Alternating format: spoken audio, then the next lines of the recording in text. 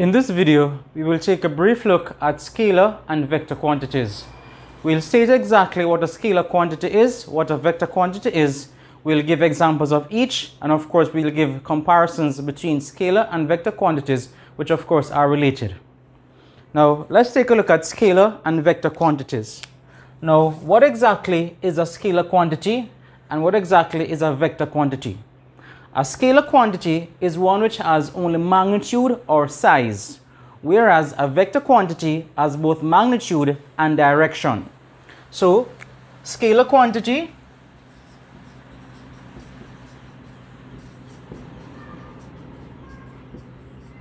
and vector quantity.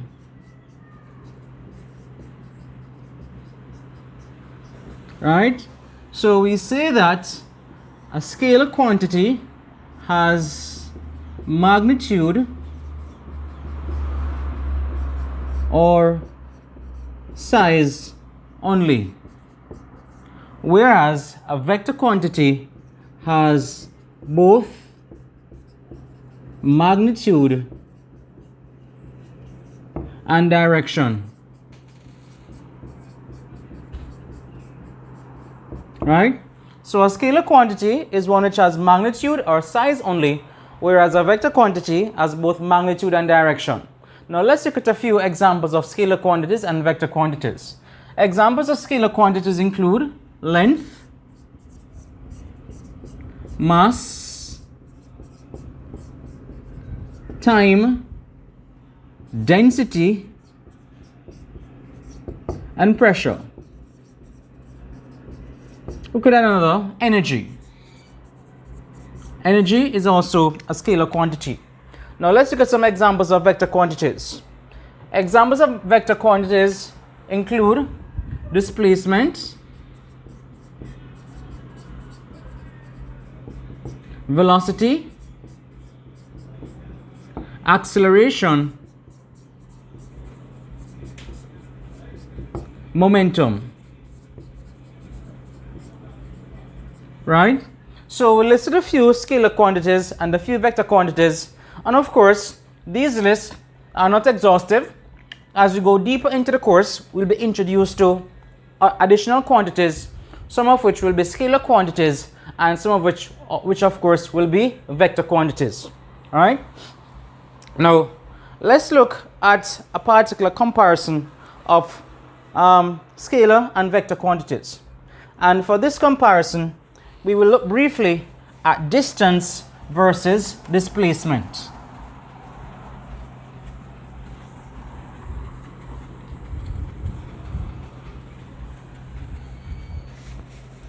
So we're going to look briefly at distance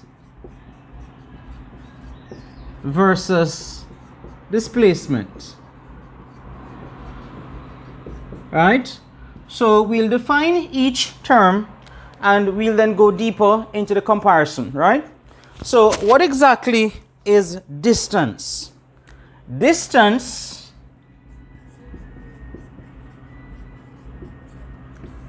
is defined as the path length between 2 points. So distance is the path length between 2 points, right? If you walk a certain path between 2 points, then the length of that path will give the distance traveled. Distance is a scalar quantity. So distance is a scalar quantity. And of course, being a scalar quantity, it means that it has magnitude or size, but no direction, right? Now let's talk about displacement. So this is distance. Let's talk about displacement. Displacement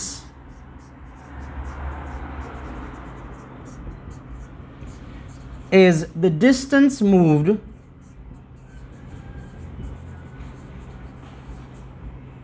in a specific direction.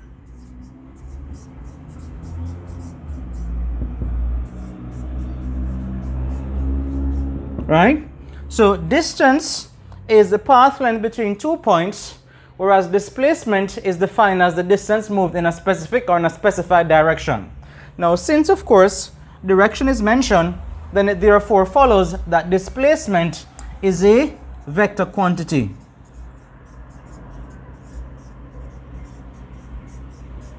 Right? So displacement is a vector quantity.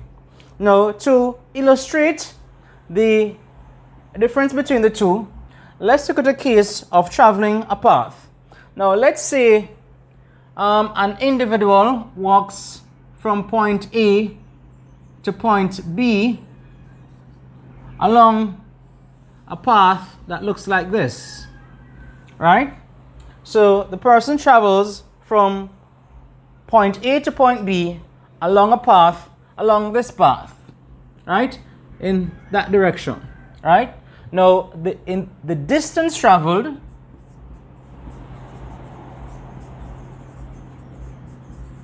would be equal to the length of the curved path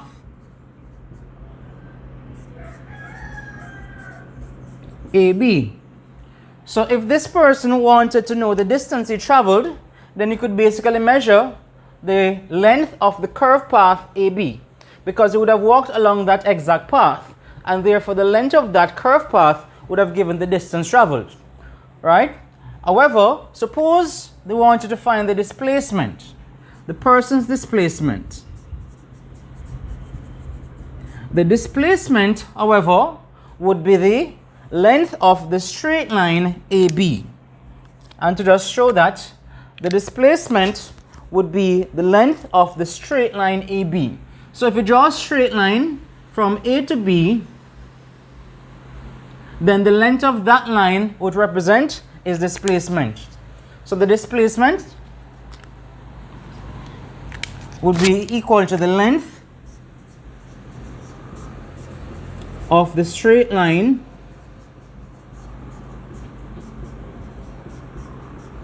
AB. Right? Now let's momentarily assign some values to these. Let's say, for instance, the length of this curved path was, say, 25 meters. Then it would mean that the distance traveled is equal to 25 meters. And let's say the length of the straight line was actually 15 meters. We would say that displacement is equal to 15 meters. But is that statement complete? No. So far, we've only stated the magnitude of the displacement. Because displacement is a vector quantity, we must also state its direction. So because a person walked from A to B, then we could say 15 meters in the direction of AB, or from A to B. Alright, so we could say 15 meters from A to B, or we could say 15 meters in the direction of B, so that we know what direction the person would have taken. Right? So here we basically looked at a brief example or a brief comparison between distance and displacement. We said that this person walked along a curved path AB. The distance traveled would be equal to the length of the curved path AB, whereas the displacement is the length of the straight line AB. And if, for instance, the distance traveled or the length of the curved path AB was 25 meters, then that would have been the distance traveled. If the length of the straight line AB is 15 meters, it is not just sufficient to give displacement as 15 meters, because displacement, being a vector quantity, must not only have magnitude but direction as well. And so we state the direction as from A to B, or we could have said in the direction of AB, or in the direction of B. Right? Now let's look at let's continue to look at distance versus displacement, and this time we'll actually show a body moving from point A to B and back to A. We will basically calculate the total distance traveled, and we will also calculate the person's net displacement after returning to point A.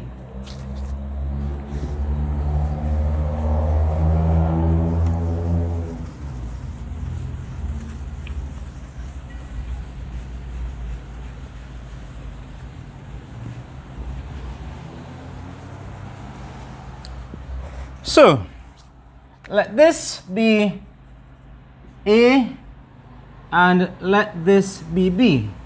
And let's say those 2 points are separated by a distance of 20 meters. So the length of part AB is 20 meters, right? So we're going to look at the person is going to walk from A to B and then back from B to A. So we're going to look at, let's say we look at the stage. So we're going to have A to B, B to A, the distance traveled. So distance traveled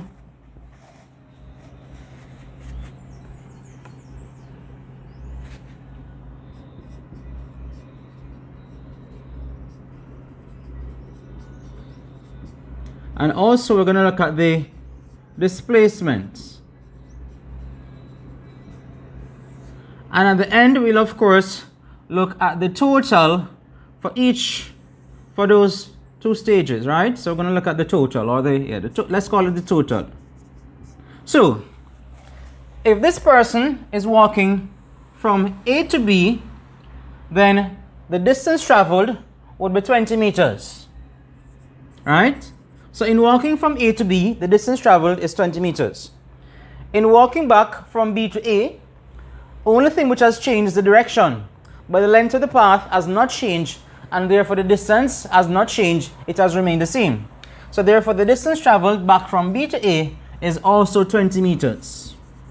And so if the person walks from A to B and back to A, then the total distance traveled is obtained by simply adding these 2. So this gives us 40 meters, right?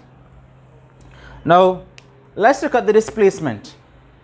Now we said that displacement is a vector quantity, and being a vector quantity, displacement not only has magnitude but also direction, right?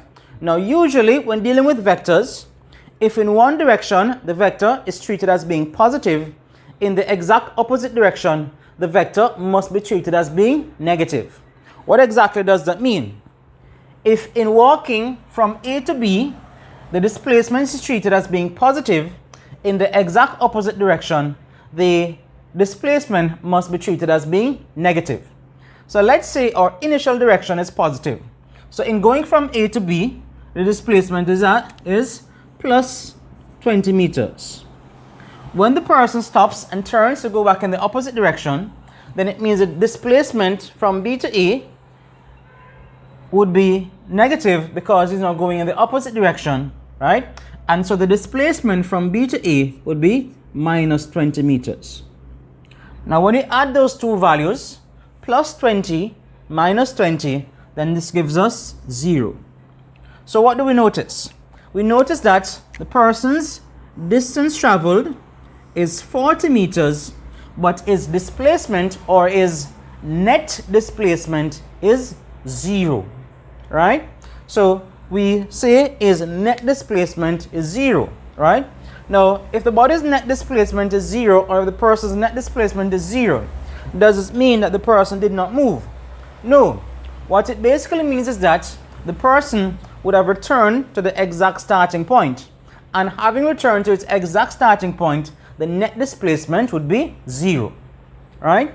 So in this example, of course, we looked at a further or continued the comparison of distance versus displacement as a comparison between scalar and vector quantities, right?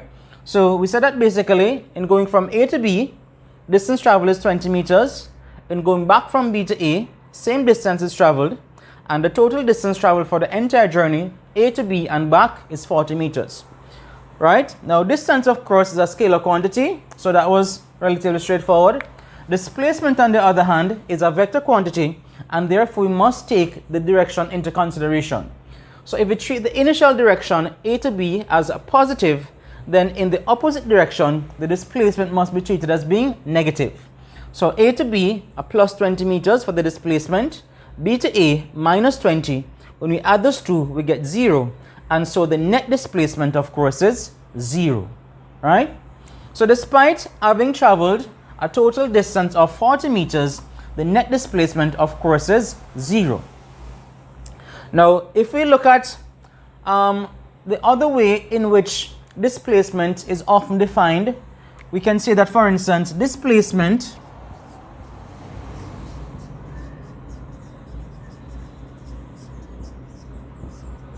is the straight line distance. Displacement is the straight line distance from some reference point.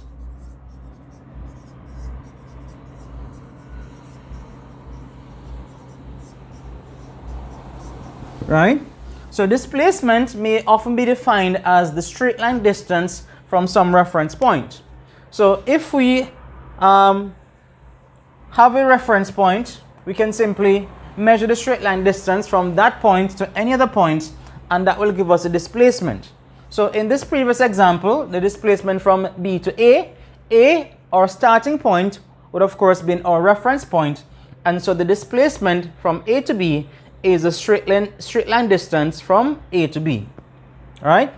Now, having said that, if you look at this, now when the person starts at A, goes to B, and ends up back at A, the net displacement is 0. Now, if you look at this definition, the straight line distance from some reference point, the straight line distance from any point to itself must be 0. And therefore, because this person started at A and ended up right back at A, then the net displacement, of course, is 0. Right? Good. In this other example, we will look at the case of an athlete who covers exactly one lap of a 400-meter track. Right? So let's look at the case of an athlete who covers exactly one lap of a 400-meter track. So let's say this is the starting point A, right? And this the length of this track, of course, is 400 meters. Now, when the athlete finishes a race, he would have covered a distance of 400 meters, right? So it is a 400-meter track, and therefore, if the athlete completes exactly one lap of the 400-meter track, then the distance traveled, of course, is 400 meters, right? So this is a 400-meter track. Now, however, if the athlete completes exactly one lap of the track, then it basically means that he would have ended up right back at his starting point. So that means he starts at A and ends at A, and just as with this situation, his net displacement is equal to 0, right? So we've used this comparison between distance and displacement to show that a body's net displacement being 0 doesn't necessarily mean that the body did not move, right? The body could have moved and traveled a very large distance, but of course, having returned to its starting point, the net displacement, of course, will be 0.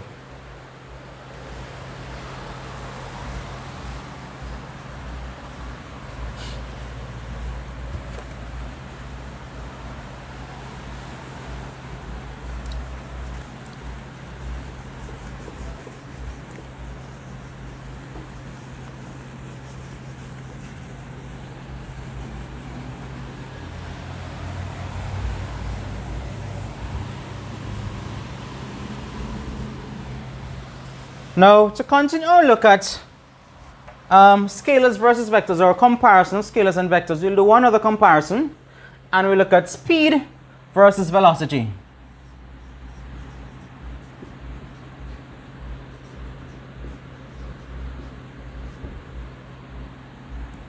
Speed versus velocity. All right? So, as before, we'll give a brief definition of each of those two terms, and we'll look at examples and compare them. So speed is defined as the rate of change of distance traveled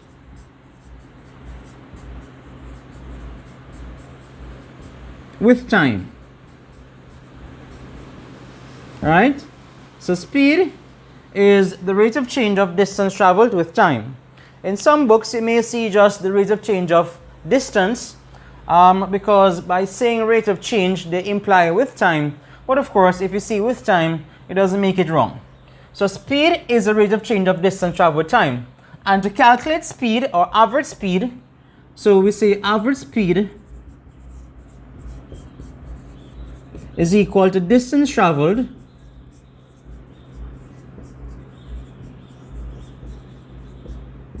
over time taken. So average speed equals distance traveled over time taken. And of course, we know that speed is a scalar quantity, right? So speed is a scalar. Now, if we recall information from the situations we looked at earlier, right? We looked at a situation where a man walked from point A to B and back from B to A. We were able to obtain his total distance traveled as well as his net displacement, right? So in that situation, the total distance traveled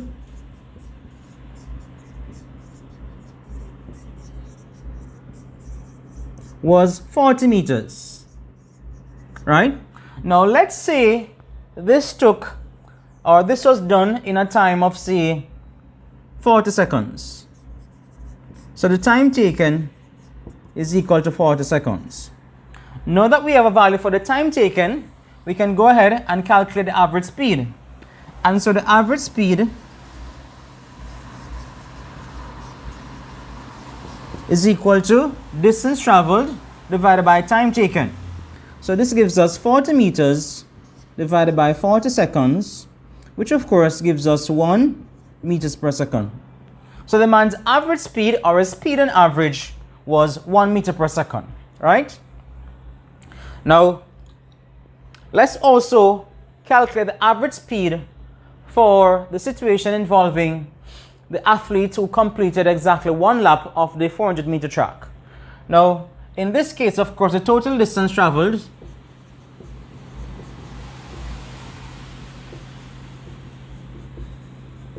is equal to 400 meters. And let's say this was done in a time of 50 seconds. So the athlete completed 400-meter track in 50 seconds. And so the average speed is equal to distance traveled, 400 meters, divided by time taken, 50 seconds. And so this gives us 8 meters per second, right? So this runner's average speed would be 8 meters per second. Now, during the race, there will be points where the athlete could have been going faster, and there will be times when they would be running slower than 8 meters per second. But this, of course, represents his average speed, right? Now, let's look, of course, at velocity. Velocity is defined as the rate of change of displacement. So it's the rate of change of displacement with time, right? And we calculate average velocity using the formula average velocity equals net displacement divided by time taken, right?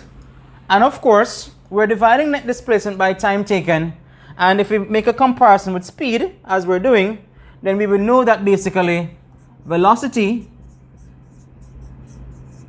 is a vector quantity, right? So velocity is a vector quantity, and as such, it has both magnitude and direction. Now again, because we're making comparisons, we'll of course then calculate the average velocity for each of these situations as well. Now in this situation where the man walked from A to B and back, he traveled a total distance of 40 meters, but of course his net displacement was 0. So in this situation where the man walked from A to B and back to A, his average velocity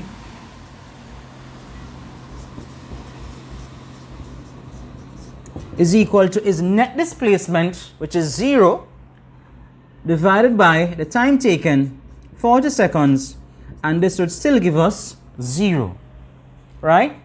In the case of the athlete who covered exactly 1 lap of the 400-meter track, which means it started and ended at the same point A, his net displacement was also 0, and so his average velocity would be given by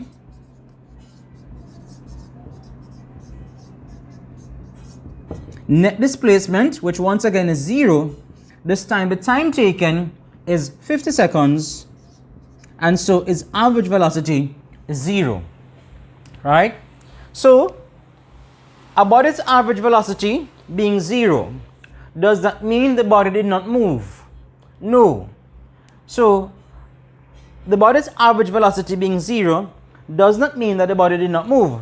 It simply meant that basically the body's net displacement for its journey was 0. In other words, it started off and ended at the exact same point, and as a result, its net displacement and hence its average velocity was equal to 0, right? So generally, regardless of how fast the body was moving, once it basically periodically returns its starting point, it means that every time it does so, its net displacement will be equal to 0, and its average velocity will also be equal to 0, regardless of how fast the body was actually traveling.